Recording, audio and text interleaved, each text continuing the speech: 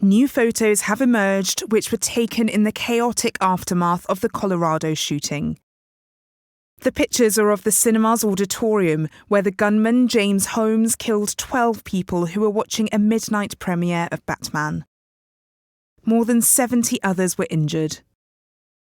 Prosecutors released the images in response to open record requests. They show the elaborate homemade explosives in Holmes's apartment, which he had rigged into a potentially deadly booby trap. Holmes moved from California to Colorado in 2011 and started a postgraduate neuroscience course at the University of Colorado in Denver. But he dropped out after a year. By that time, he was well into planning the attack and stockpiling ammunition. He had 3 guns he used with intent to kill on the 20th of July 2012. He dressed head to toe in body armour before slipping into the packed cinema. More than 3 years after the attack, Holmes was sentenced to life in prison without parole in August.